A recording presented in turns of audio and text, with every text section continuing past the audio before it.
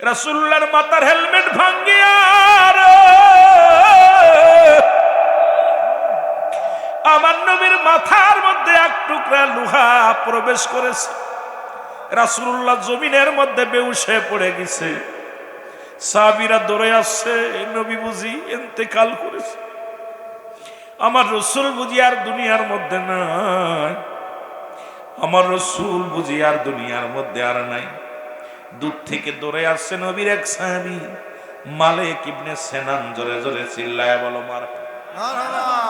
সাহাবীর নাম মালিক ইবনে সেনান। মুফতি সাহেবরা আছেন, ও আলেম উলামা লেখে নাও গো, আজকে নবীর জন্য কেন আশেকরা পাগল, কেন যুবকরা পাগল, তুমিও পাগল হবা, কারণ নবীর জন্য আমার আল্লাহ স্বয়ং পাগল। জোরে জোরে বলেন ঠিক কিনা? এর নবীর প্রেমে আমার আল্লাহ বড় পাগল। ফেরেশতারা পাগল, যুব সৈনিকেরা পাগল, সুন্নি জামাতের ভাইয়েরা পাগল, কারণ পাগলামি করে নবীর প্রেমে। এরা অন্য কিছু বোঝে না, রাসূলের প্রেম, রাসূলের ভালোবাসা ছাড়া কেন ভালোবাসবে না? শুনে নাও, আল্লাহ কয় বান্দারে এই জমিনটা আমি চূর্ণ বিচ্ছিন্ন করে দিব,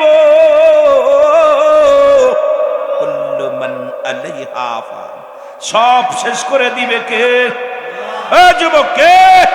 আল্লাহ কয় বান্দার এই জমিনের মধ্যে যা কিছু আছে গো, সবকিছু আমি চূর্ণ বিচ্ছিন্ন করে দিব। এই জমিনের মাটিগুলো পুরায় আমি তামা বানায়া দিব। এই জমিনের ভিতরে যত পানি আছে পানিগুলো পুরায় আমি ছাই বানায়া দিব। যেদিন কিচ্ছু বলতে কিচ্ছু থাকবে না, সেদিন থাকবো আমি আল্লাহ, আর আমি থাকবো আমার রাসূলের ভালোবাসা নিয়ে। যেখানে আমার আল্লাহ থাকে রাসূলের ভালোবাসা নিয়ে, আমরা কি তোমার ভালোবাসা নিয়ে থাকবো? কারণ আমরা সুন্নি জনতা, এই জন্য নবীর ভালোবাসা নিয়ে থাকি। আল্লাহ থাকে রাসূলের প্রেম নিয়ে, আমরাও থাকতে চাই রাসূলুল্লাহর ভালোবাসা নিয়ে। জোরে বলেন ঠিক কিনা? আরো জোরে বলেন ঠিক কিনা? আমার ভাইয়েরা, কথাগুলো খুব লক্ষ্য করে। দূর থেকে দূরে আসছে মালিক ইবনে সেনান, ডাক দিয়ে বলে নবীর সাহাবীরা, রে ও নবীর সাহাবীরা, সরে যা রে, সরে যা। রাসূলুল্লাহর কদম মোবারকে আসলেন। আসিয়া মালিক ইবনে সেনান কি করলেন? নবীজি মাথা মোবারক থেকে রডখানা দাঁত দিয়ে টানতে বাইর করলেন। রাসূলুল্লাহর মাথা থেকে রক্ত ঝরতে লাগলেন। আলেম ওলামা গভীর মনোযোগ, আমার সুন্নি ভাইয়েরা গভীর মনোযোগ। রাসূলুল্লাহ দেহ মুবারক থেকে, মাথা মুবারক থেকে রক্ত ঝরতে লাগলেন। মালিক ইবনে সেনান রাসূলুল্লাহর রক্ত মুবারক চেটে চেটে খেয়ে ফেললো। জোরে বলেন মারহাবা। আরো জোরে। রক্ত মুবারক খেয়ে ফেলছে। সাহাবীরা বলে, মালিক, ও মালিক ইবনে সেনান, তুমি কি জানো না মানুষ মানুষের রক্ত খাইতে পারে না, হারাম। তুমি মানুষের মানুষ হইয়া মানুষের রক্ত পান করলা। মালিক ইবনে সেনান বলে, ও নবীর সাহাবীরা শোনো, এই পৃথিবীর সব মানুষের কাছে হারাম হইতে পারে, আমি আমার রসুলের রক্ত আমার কাছে হাজার হাজার বার হালাল। জোরে জোরে চিল্লায় বলা যাবে না মারহাবা? আর একটু জোরে জোরে চিল্লায় বলা যাবে না মারহাবা? রাসূলের সাহাবীরা বলে, হুজুর,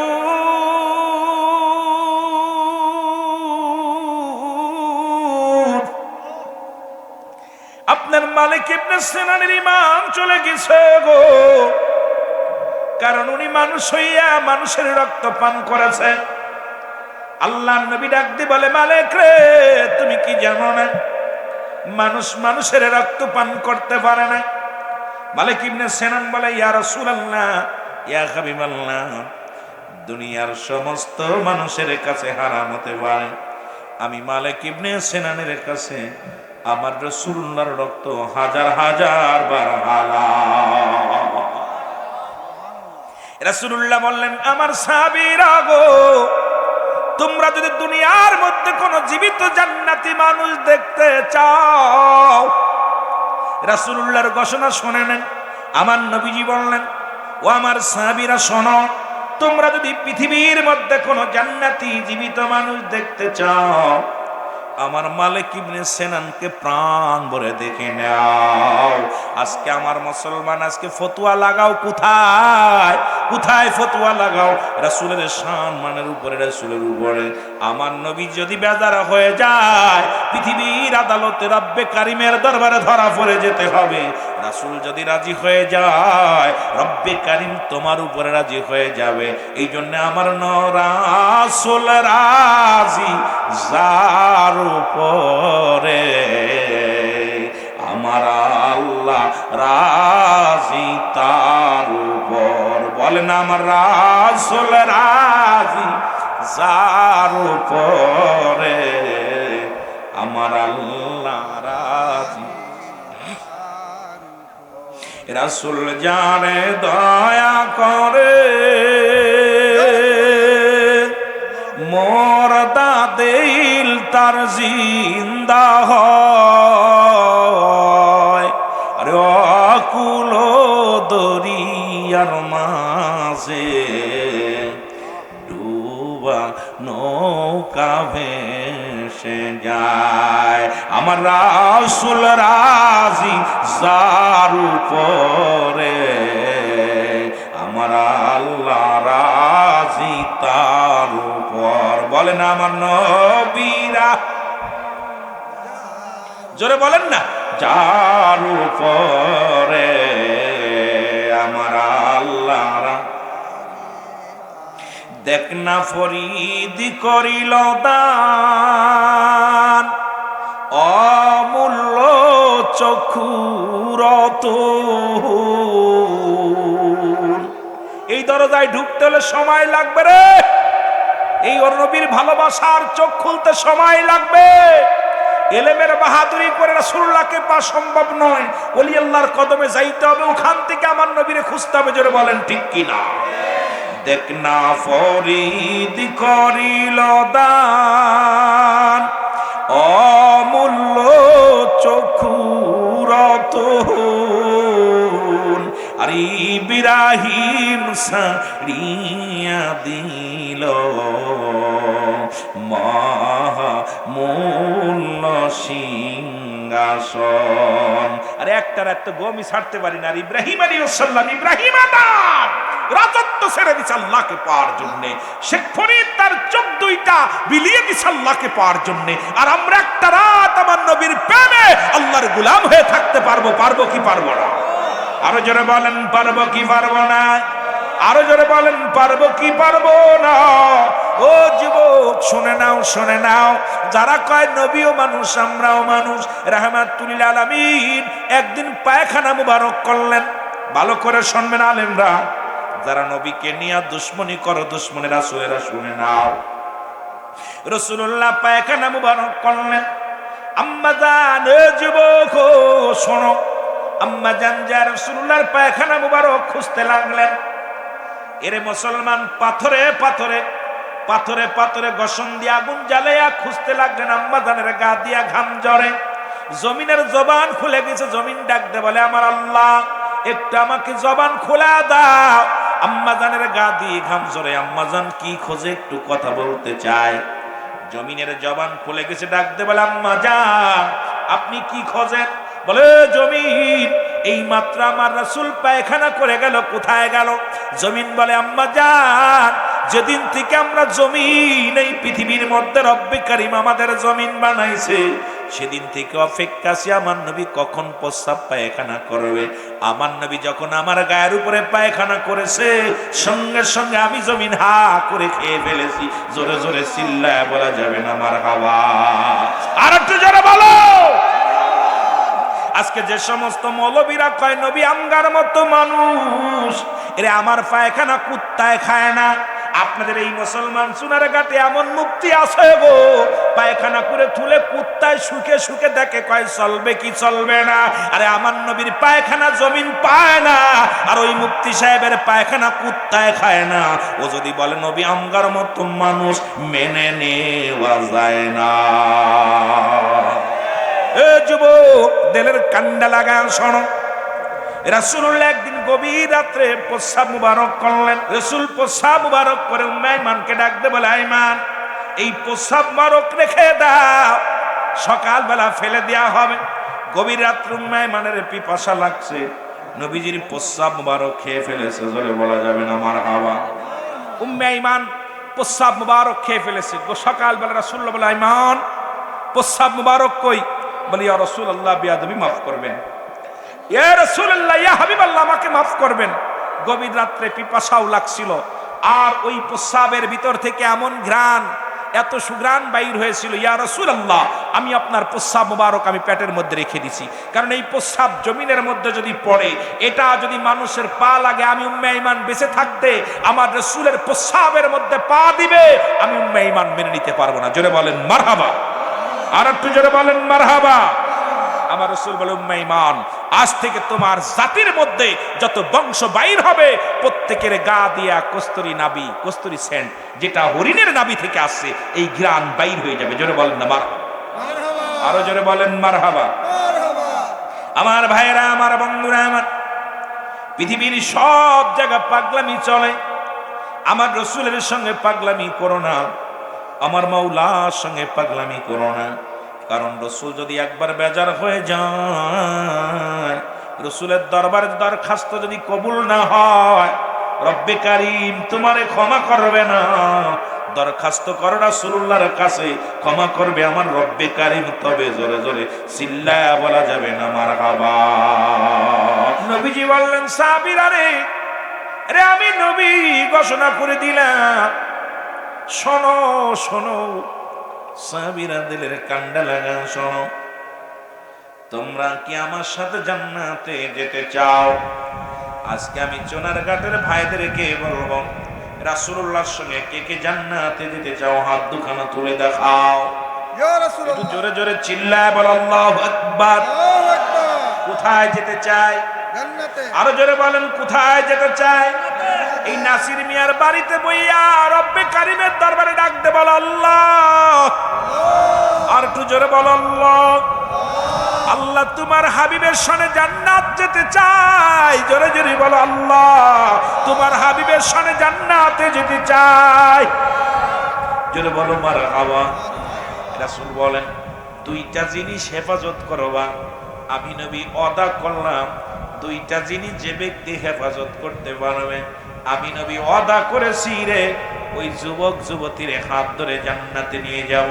এখন আজকে অনেক যুবকেরা আছেন বাবারা আমার, রাসূলুল্লাহর সঙ্গে যদি জান্নাতে যেতে চান, 16 বছরের যুবতী, 18 বছরের যুবক যদি জান্নাতে যেতে চান, আমার রাসূল বলে গেছেন, সাহাবীরা রে, আমি নবী ওয়াদা করলাম, এই দুইটা জিনিস যে ব্যক্তি হেফাজত করতে পারবে, এক নাম্বার হলো দুগালের মধ্যবস্তু জিহ্বাটা, এটা যে ব্যক্তি কন্ট্রোল করতে পারবে, আমি নবী তার হাত ধরে জান্নাতে নিয়ে যাব। জোরে বলো মারহাবা। এই মুখ দিয়ে কাউকে গালি দেওয়া যাবে না, মুখের ভিতরে বিড়ি খাওয়া যাবে না, সিগারেট খাওয়া যাবে না, এই মুখের মধ্যে গাঞ্জা দেওয়া যাবে না। ও যুবক, এই মুখ দিয়ে কাউকে গালি দেওয়া যাবে না। এই মুখটাকে যে ব্যক্তি, জিহ্বাটাকে যে ব্যক্তি হেফাজত করতে পারে, রাসূল বলছে আমি ওয়াদা করলাম, আমি কথা দিলাম, এই মুখটাকে যে ব্যক্তি, জিহ্বাটাকে কন্ট্রোল করবে, আমি রাসূল তার হাত ধরে জান্নাতে নিয়ে যাব। আবার রাসূল বলছেন, দু পায়ের মধ্যবস্তু যেটা লজ্জাস্থান, একটা হলো পুরুষ লিঙ্গ, স্ত্রীলিঙ্গ। আমার যুবক বাবারা খুব ধৈর্য সহকারে আলোচনা শোনা লাগবে, কারণ বেশিক্ষণ আলোচনা করবো না, গুরুত্বপূর্ণ আলোচনাগুলো শুনতে হবে। নবীজি বলছে, দু পায়ের মধ্যবস্তু যেটা স্ত্রীলিঙ্গ, পুরুষ লিঙ্গ, একমাত্র স্বামী ব্যতীত এই পৃথিবীর মধ্যে স্ত্রী ব্যতীত কোথাও অপচয় করবে না। নবীজি ওয়াদা করেছে, নবীজি ওয়াদা করেছে, ওই যুবক, ওই যুবতীকে আমি নবী হাত ধরে জান্নাতে নিয়ে যাব। যেহেতু আমার সঙ্গে ওয়াদা করেছেন, হাত উঠায় আল্লাহ, আমরা রাসূলুল্লাহর সঙ্গে জান্নাতে যেতে চাই। আজ থেকে এমন ওয়াদা যারা করলেন, রাসূলুল্লাহর সঙ্গে যদি জান্নাতে যেতে চায়, এই দুইটা জিনিস হেফাজত করার দরকার আছে কি না? আর একটু জোরে বলেন, আছে কি না?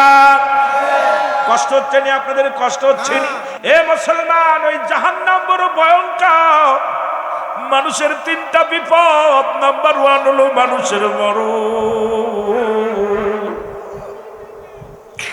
নাম্বার 2 হলো কবর, যেদিন কেউ থাকবে না। ও যুবক,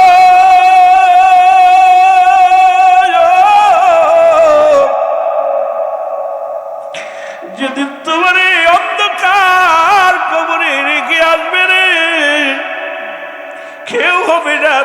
সাথী, কেউ হবে না তোমার বন্ধু, কেউ হবে না তোমার বান্ধব। দুনিয়ায় কত বন্ধু নিয়ে আড্ডা মারলা, কত বন্ধু নিয়ে ঘুরে বেড়াইলা, কবরের বন্ধু কেউ নাই, কবরের বন্ধু কেউ হবে না রে বাবা। ওই কবরটা বড় ভয়ঙ্কর। ওই একটা রাত একবার বসে বসে চিন্তা করো, ওই একটা ঘন্টা তুমি কবরে কেমনে থাকবা, কবরে প্রথম রাতটা তুমি কেমনে থাকবা। ওই কবরে কোনো স্বজন থাকবে না, কবরে কোনো বন্ধু থাকবে না, ওই কবরে কোনো সাথী থাকবে না। সেই কবরবাসীদের স্মরণের মাহফিল আইয়া যদি চোখের পানি না পড়ে, সেই কবরবাসীদের স্মরণের মাহফিল আইয়া যদি গুনাহ মাফ না করে বাড়ি চইলা যায়, আল্লাহ রব্বি কারীম, ওই কবরে সওয়াল জবাব কেমনে আমরা দিব? ওই সওয়ালের জবাব দিতে পারবো না। রব্বি কারীম গো, ওই দুনিয়া থেকে আমাদের মাসুমের মাসুম বানায়া দাও আল্লাহ। আমাদের কবরে আর কান্দায়ও না, হাসরের ময়দানে কান্দায়ও না। কারণ তিনটা বিপদ, নাম্বার 1 হলো মানুষের মরণ। এই মরণের কথা বলতে যাইয়া আল্লামা মুফতি আমজাদ আলী সাহেব একটা কিতাব লিখলেন, কিতাবের নাম্বার শরিয়া। এই কিতাবের মধ্যে লিখতে যা বললেন, দুনিয়ার মানুষ শোনো গো, মানুষ যখন মারা যায় 70টা তাজা উটের গায়ের চামড়া জবাই না করিয়া উল্টো দিকে টান দিয়া লবণ আর মরিচ লাগাইয়া দিলে যতটুকু যন্ত্রণা হয়, এর চাইতে 70 গুণ যন্ত্রণা হলো একটা সাধারণ মৃত্যু। এখন আমরা অনেকেই মরণকালে পায়খানা করে দিই, অনেকেই মরণকালে প্রস্রাব করে দিই, অনেকেই মরণকালে জিহ্বাটা বাইর হয়ে যায়, অনেকের মরণকালে চোখ দুটি বড় বড় হয়ে যায়। আল্লাহ আল্লাহ, ওই মরণটা কত কঠিন।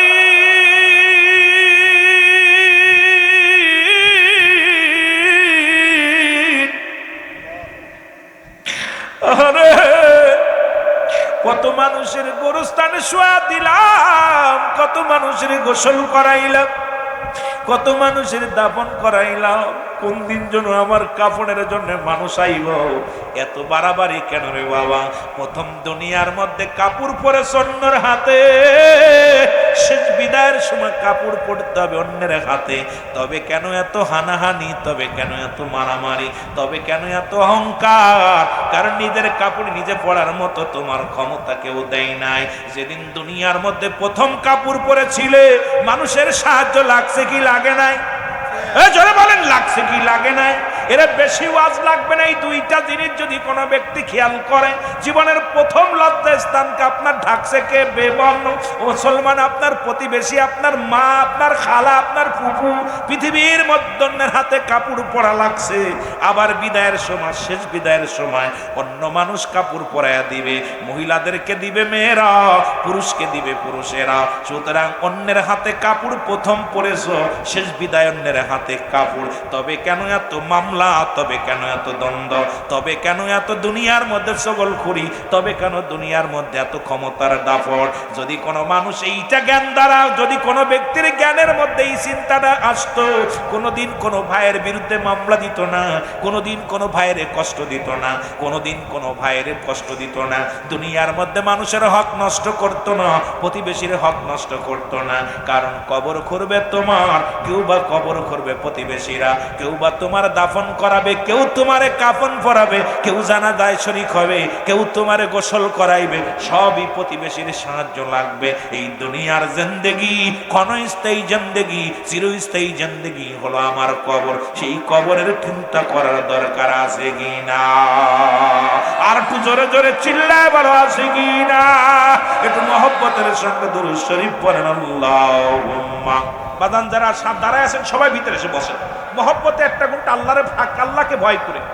বাজান রেখা, জানি না কার জীবনের শেষ মাহফিল, জানি না কার জীবনের শেষ রাত, দাঁড়ায় দাঁড়ায় লাভ নাই। একটু কষ্ট করে ভিতরে এসে বসেন, আল্লাহর কাছে কান্দেন, আল্লাহ এই জান্নাতের বাগান আজ জীবনে পাবো কি পাবো না জানি না। আরে ভাই, কার জীবনের শেষ মাহফিল হয়ে যাবে। কত মানুষ কত আশা শুয়ে চাকরি করতে যাচ্ছে, বিদেশে যাচ্ছে, বিদেশ থেকে কফিন হয়ে বাড়ি ফিরতেছে কফিনে লাশ, কারণ জানে না যে আমি লাশ হয়ে বাড়ি ফিরবো, তাহলে জীবনেও সে বিদেশে যেত না। আমার বাবারা, এই জন্য মাহফিলে যারা আসার নিয়ত করে আসছেন, মাটিটারে কামড়ে ধরে বসেন, বৈশাখ কামদেন আর বলেন আল্লাহ ও আল্লাহ, আমরা গুনাহগার, আমরা পাপী, আমাদেরকে মাফ করে দেন। কারণ আমরা যদি মাফ না পাই কোথায় যাব, যাওয়ার জায়গা নাই। এই পৃথিবীর মধ্যে যদি জাহান্নামী হয়ে যায়, এ রব্বে কারীম, কারণ এই দুনিয়ায় কত ওয়াজ শুনলাম, আজ পর্যন্ত যদি মাপ না পাই আমার জীবন বিফলে। সোনার জীবন বিফলে গো, সোনার জীবন নবীজি আপনায় না পাইলে, বলেন সাদের জীবন গো, সোনার জীবন নবীজি আপনায় কুরআন আর হাদিস শুনি,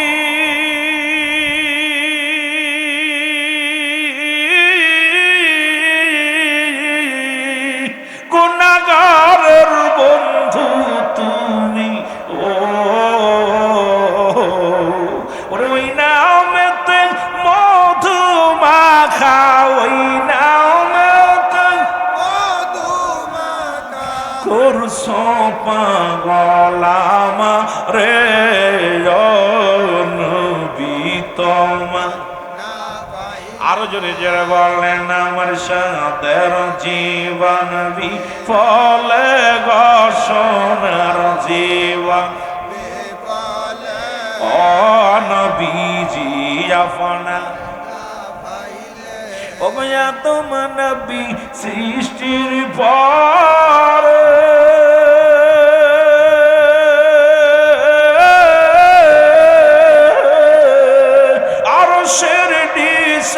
সেজদায় পড়ে গো,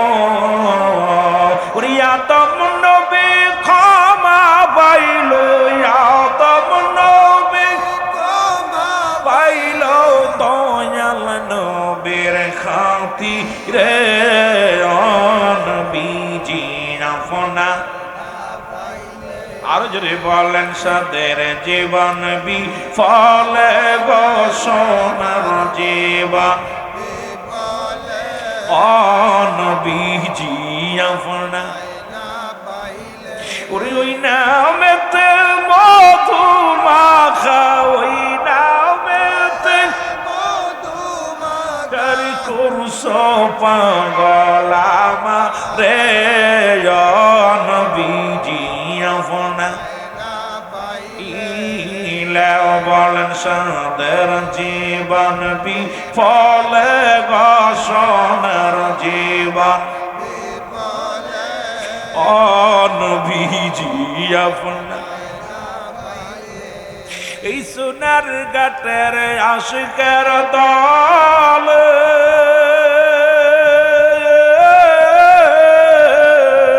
ও গো কান্দি নবী গো আপনার প্রেমে, এই সোনার ঘাটের আশিকের দল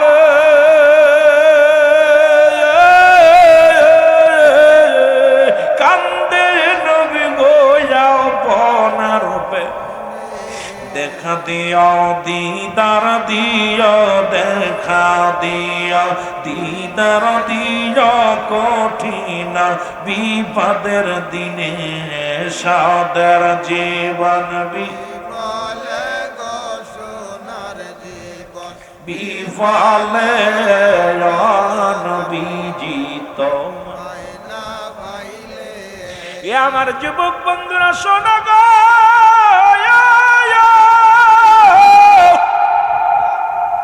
এই কবরের চিন্তা, মরণের চিন্তা প্রতিটা মানুষের করার দরকার। রাসূলুল্লাহ সাহাবী, যুবক সাহাবী, রাসূল বললেন দুইটা জিনিস হেফাজত করতে হবে। মনে আসেনি বাবা?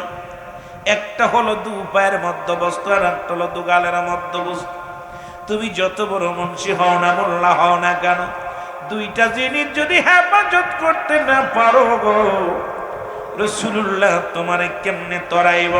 আমার নবীজির সঙ্গে জান্নাতে যদি যেতে চাও, হাত ধরে জান্নাতে যেতে চাও, আমার নবীর এক যুবক সাহাবী, সাহাবীটার নাম যুবক সাহাবী, একদম 18 বছরের এক যুবক, আপনাদের মতো যুবক।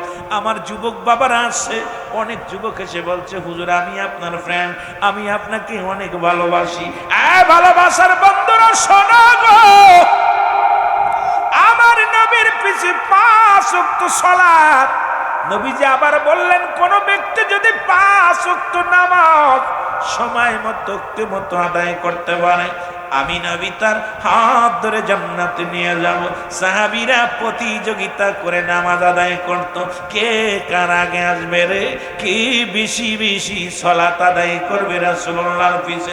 নবীর সাহাবীদের ভিতরে এমন প্রতিযোগিতা ছিল গো, এই দুনিয়া বানানোর জন্য প্রতিযোগিতা ছিল না, বাড়ি বানানোর জন্য প্রতিযোগিতা ছিল না, প্রতিযোগিতা ছিল কে বেশি আমল করে রে আমার নবীজির মন জুড়াইবে। ও জ্বালা জুড়াই না, জ্বালা জুড়াই না রে, জ্বালা ও জ্বালা জুড়াই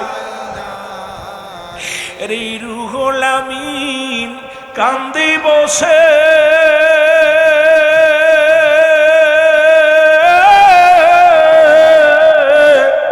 আজ নবী আপনার দিদার পাইলাম না, জ্বালা জুড়াই না, ও জ্বালা জুড়াই না রে, জ্বালা জুড়াই, ও জ্বালা জুড়াই না। কোথায় আসন মোর নবীজি একবার দেখা যা,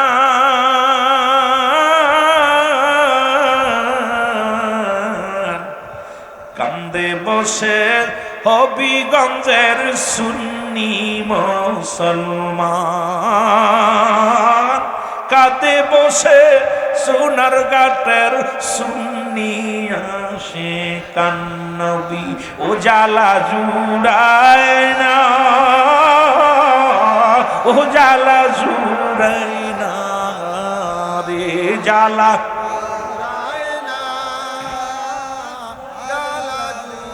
এই আশেকে কান্দে বসে নবী, এই আশেকে কান্দে বসে নবী, লয়া জান গো মদিনায়, আমায় লয়া জান গো মদিনায়, জ্বালা জুড়াই না, ও জ্বালা জুড়াই না রে, জ্বালা রে।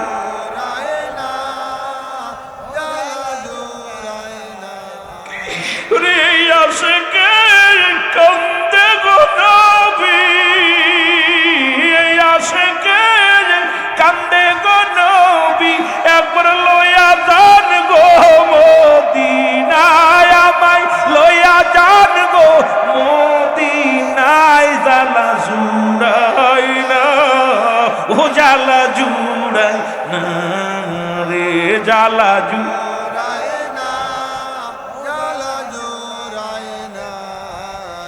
জার্মানিয়া শুনছি গো রাসূল আপনার মুখের বাণী,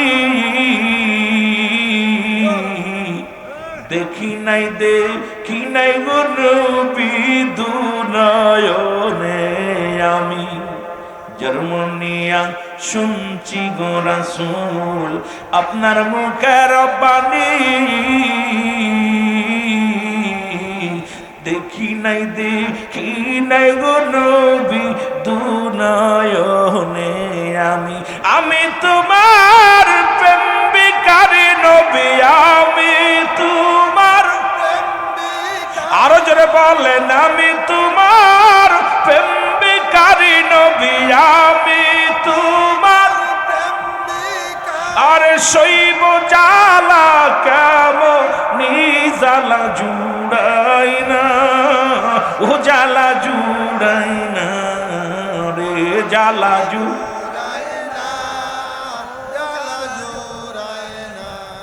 গৃহ গোপীগঞ্জবাসী কান্দে বসে, সুন্নি জনতা কাঁদে গো বসে, নবী লয়া যান গো মদিনায়, নবী লয়া যান গো মদিনায়, জালা জুড়াই না ও জালা জুড়াই না।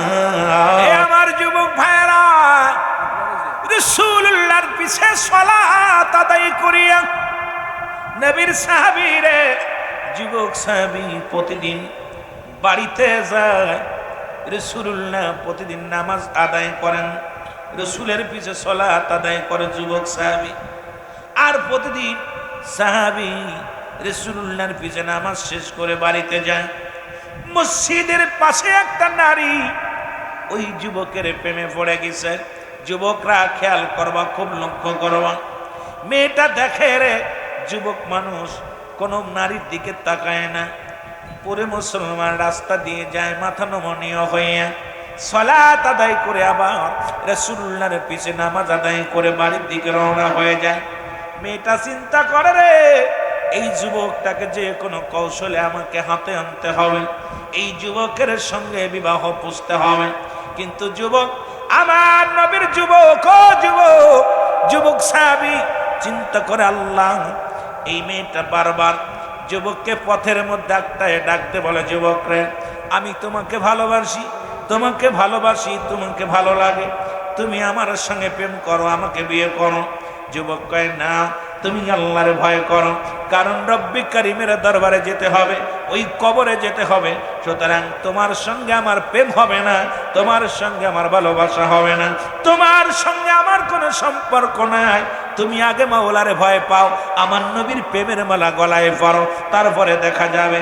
কারণ তোমার সঙ্গে আমার কোনো এরকম সম্পর্ক করা সম্ভব নয়, কারণ আমার রসুলকে আমি ভালোবাসি, আমার আল্লাহকে আমি ভালোবাসি, আমার জীবন গেলেও তোমার দিকে আমি তাকাইতে পারবো না। জোরে জোরে চিল্লায়া বলা যাবে না মারহাবা। এ আমার ভাইরা, আমার রাসূল সাল্লাল্লাহু আলাইহি ওয়াসাল্লাম আমাকে এই শিক্ষা দেয় না, আমিও পারবো না, আমার দ্বারাই সম্ভব নয়। আমার বাবারা, আমার বন্ধুরা, আমার এদিন নবীজি ওয়াজ করতে করতে রাত, নবীজি ঈশার সালাত আদায় করে, নবীজি ঈশার নামাজ আদায় করে সাহাবীদেরকে নিয়ে পরামর্শ করতেন, আলোচনা করতেন। ওদিন একটু রাত হয়ে গেছে, যুবক ফিরতে দেরি হয়ে গেছে, মহিলা পথের মধ্যে দাঁড়ায় আছে, যুবককে ধরবে, যুবককে ধরে নিয়ে বাড়িতে চলে গেলেন। বাড়ি যাইয়া ঘরের দরজা লাগায় দিয়ে কয়, যুবকরা আমাকে ভালোবাসতে হবে। যুবক বলে, না, আমি আমার মাওলাকে ভয় পাই, আমার আল্লাহকে ভয় পাই, আমার রসুলকে ভালোবাসি, সুতরাং তুমি আমার সঙ্গে জোরাজুরি করো না। যুবকরে অনেক প্রেমের অফার দিলেন, প্রস্তাব দিলেন, প্রত্যাখ্যান করলেন। এবার যুবতী কি করলেন, নিজের গায়ের কাপড়গুলো খুলে ফেললেন। এবার পণ্যের কাপড় খুলিয়ে যুবতী যখন উলঙ্গ অবস্থায় যুবকের সামনে দাঁড়াইলেন, যুবক একটা চিৎকার দিয়ে বলে, রব্বে কারীম, তোমার হাতে আমার জান, জীবন যদি চলে যায় তবু যেন আমি কোনো অন্যায় কাজে লিপ্ত না হয়, কোনো জিনার কাজে লিপ্ত না হয়, আল্লাহ আমার ঈমান যেন নষ্ট না হয়। আল্লাহ, ঈমানের দায়িত্ব তুমি, ঈমান রাখার দায়িত্ব আল্লাহ, ঈমান বাঁচানোর দায়িত্ব তুমি। রব্বে কারীম, তুমি আমাকে এমন কাজ করো না যে কাজ করলে আমি ঈমান হারায়া কবরে যাব আল্লাহ। এই বলিয়া যুবক বেহুশ হইয়া জমিনের মধ্যে পড়ে গেছে। জোরে জোরে চিল্লায়া বলা যাবে না মারহাবা। আমার ভাইরা, আমার বন্ধুরা, আমার গভীর মনোযোগ।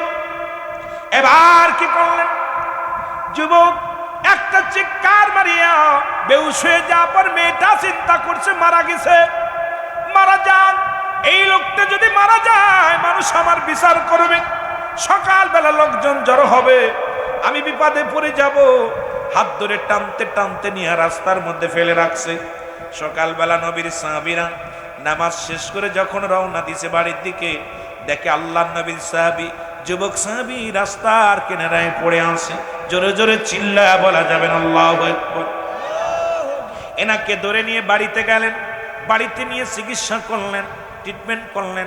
যুবক সুস্থ হলো, সুস্থ হয়ে ডাকতে বলে, আব্বা জান, আমাকে একটা কাগজ দেন। কাগজটা নিলেন, কাগজের মধ্যে লিখে দিলেন, আমার আব্বা জান ও আমার আব্বা জান, আমি আপনার কলিজার টুকরা সন্তান, আপনার হক আমি আদায় করতে পারলাম না। বাবা গো, আমি যদি মারা যাই আমার লাশটা পৃথিবীর কোনো মানুষ দিয়ে কাফন পরাবেন না, পৃথিবীর কোন অন্য মানুষ দিয়ে দাফন করাবেন না। আমি মারা গেলে আমার জানাজার নামাজে কাউকে ডাকবেন না, পৃথিবীর কোনো গোরস্থানে আমার কবর দিবেন না। আমি মারা গেলে বাবা গো আমার ঘরের মধ্যে দাফন করে রাখবেন, কারণ পৃথিবীর মানুষজন কেউ জানে না।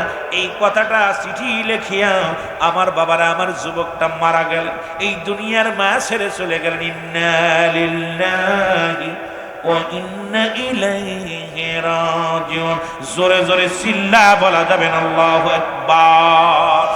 আল্লাহ রাব্বুল আলামিন রিয়াজুল জান্নাহ বেহেশতের বাগানে আসার মতো বসার মতো সুযোগ দান করলো।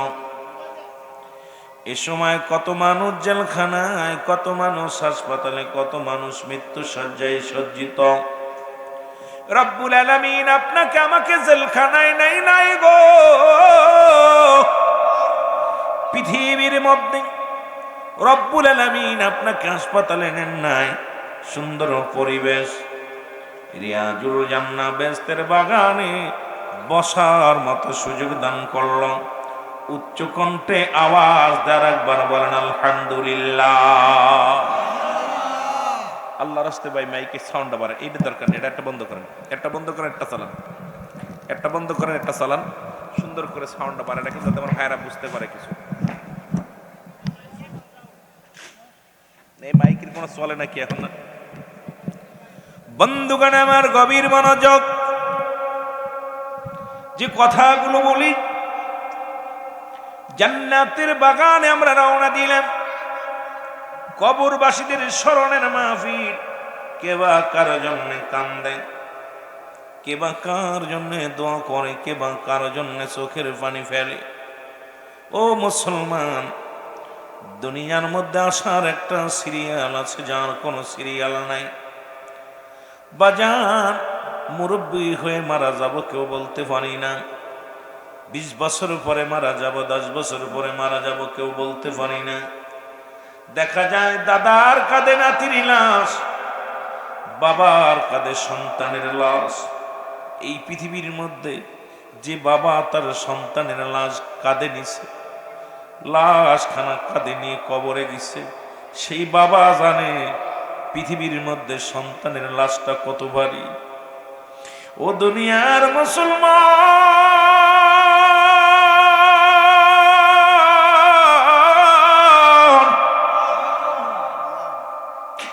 সন্তানের লাশ বাবার কাঁধে, বাবা আল্লাহ সন্তানের কাঁধে গো। ওই সার্বিয়ার পালকি দেখলে মনটা বড় ভয় লাগে। কখন যেন আমার ডাক এসে যায়, কখন যেন আপনি আমি দুনিয়ার মায়া ছেড়ে চলে যাই। পৃথিবীর মধ্যে আসার সিরিয়াল আছে, যার কোনো সিরিয়াল নাই। যারা বলেন আসেনি। আর মানুষের মৃত্যু হয় দুইটা টাইমে গো। একটা হলো রাতের বেলা, একটা হলো দিনের বেলা। দিন শেষ করেছি, মৃত্যুবরণ করি নাই। রাত শুরু করে দিছি, 8টা পার হয়ে গেল, এখনো পর্যন্ত মালাকুল মউত আসে নাই। আসতে কত সময় লাগবে? আগামী দিন সূর্যোদয় হবে, আগামী দিন ফজরের নামাজ আজান আমরা কানে শুনবো।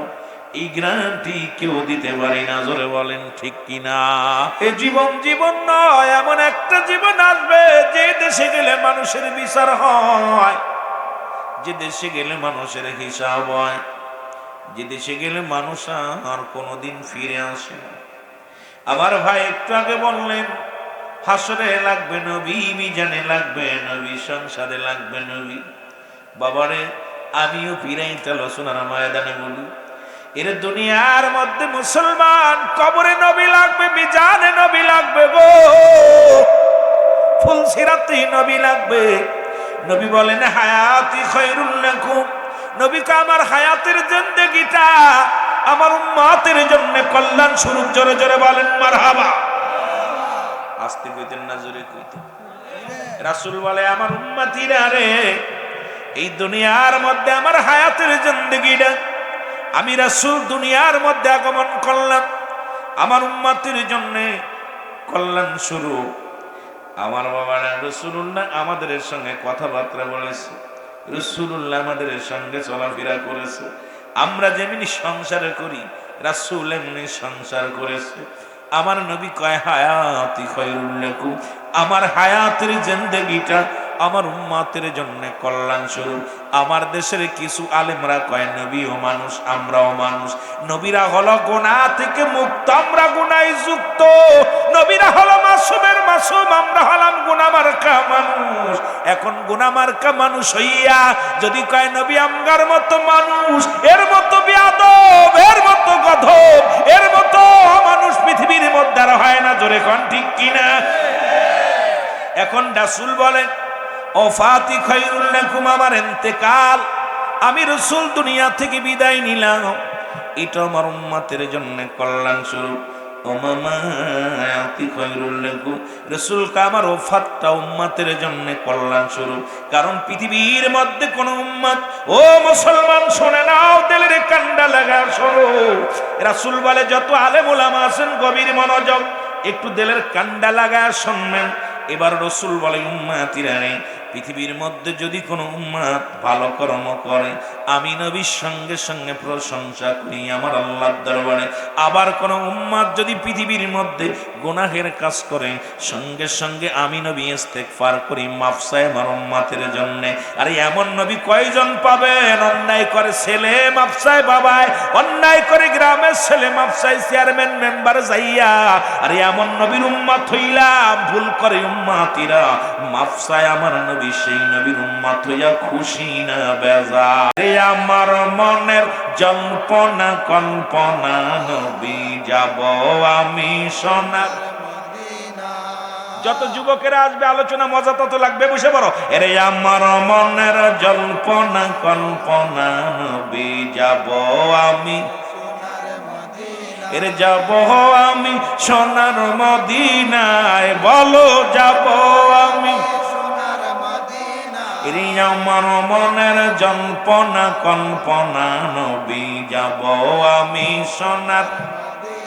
এর নবীজি কেউ ভালোবাসি মনটাই আমার অনেক খুশি, নবীজি কেউ ভালোবাসি মনটাই আমার অনেক। এর নবীজি কেউ ভালোবেসে তৃপ্তি মেটে নাও, বলো নবীজি কেউ ভালোবেসে না গো যাব আমি সোনার, এরে যাব আমি সোনার মদিনায়, বলো যাব আমি সোনার মদিনায়। এরে আমার মনের জল্পনা কল্পনা নবী যাব আমি সোনার মদিনায়। এরে নবীর প্রেমে এত জাদু ডাকিলে মনে হয় মধু, নবীর নামে এত জাদু ডাকিলে ওরে এই মধু কোথাও মেলে না, বলো এই মধু কোথাও মেলে না গো যাব আমি সোনার মদিনায়, বলো যাব আমি সোনার মদিনায়, বলো যাব আমি সোনার মদিনায়। আমার মনের জল্পনা কল্পনা নবী যাব আমি সোনার মদিনায়। এই সোনার ঘাটবাসীর শুধু চাওয়া নিদান কালে দিবেন দেখা, এলাকাবাসীর শুধু চাওয়া নিদান কালে দিবেন দেখা। মায়ার নবী কঠিন দিনে ভুইলা যায় না, ও গো দয়াল নবী কঠিন দিনে ভুইলা যায় না গো যাব আমি সোনার মদিনায়, বলো যাব আমি সোনার। এরে আমার মনের জল্পনা কল্পনা নবী যাব আমি সোনার মদিনায়। এ দুনিয়ার মুসলমান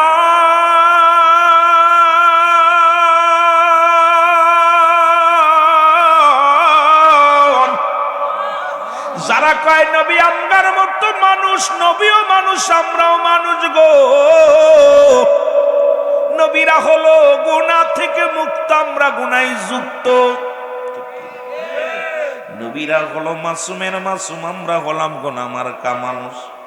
নবী ওই যে বলছে আমি উম্মতের জন্য আইলাম, আবার উম্মতের জন্য বিদায় নিলাম।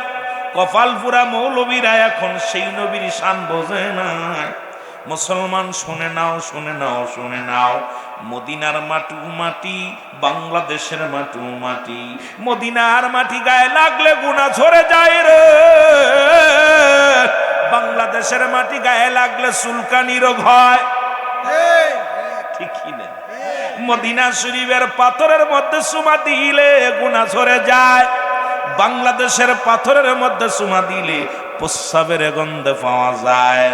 পাথরে পাথরে বেশ কম আছে, মাটিতে মাটিতে বেশ কম আছে। ওরে গতকালকে ছিল নাসির সাহেবের বাড়ি, আজকে হলো রিয়াজুল জান্নাহ বেহেশতের বাগান। এই বাগানের দাম কত? দাম দাম হলো কোরআনের খাতিরে, দাম হলো আলেম ওলামাদের খাতিরে, দাম হলো ও মুসলমান আমার রাসূলের ইজ্জতের খাতিরে, উলামা একরামের খাতিরে। ও যুবক, আজকের এই ময়দানের নামটা হলো রিয়াজুল জান্নাহ বেহেশতের বাগান। আগে হলো তারপরে হলো বাগান। এই জান্নাতের বাগানে বসবে জান্নাতীরা, জাহান্নামীরা নয়। মুসলমান শোনো, জায়গায় জায়গায় বেশ কম। আজকে নাসির সাহেবের বাড়ি নয়, আজকে হইছে জান্নাতের বাগান। ওরে মুসলমান, আমার নবীজি বলছে জোরে জোরে চিল্লায়া বলা যাবে না মারহাবা, আর একটু জোরে জোরে চিল্লায়া বলা যাবে না মারহাবা। ওই প্রেম যদি করবি রে মন, বলেন প্রেম যদি শিখবি রে মন, সব ছেড়ে চল মদিনায় তোরা, সব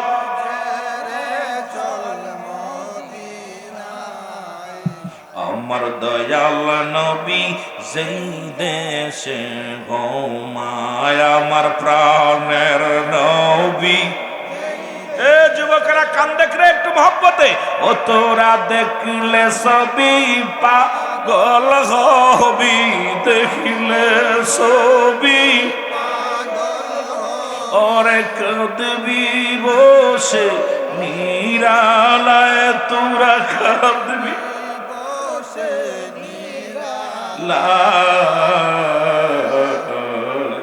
আমার দয়াল নবী যেই দেশে ঘুমায়, আমার মায়ার নবী। আরে প্রেম যদি করবি রে মন, বলেন প্রেম যদি করবি রে মন, সব ছেড়ে চল মদিনায় তোরা, সব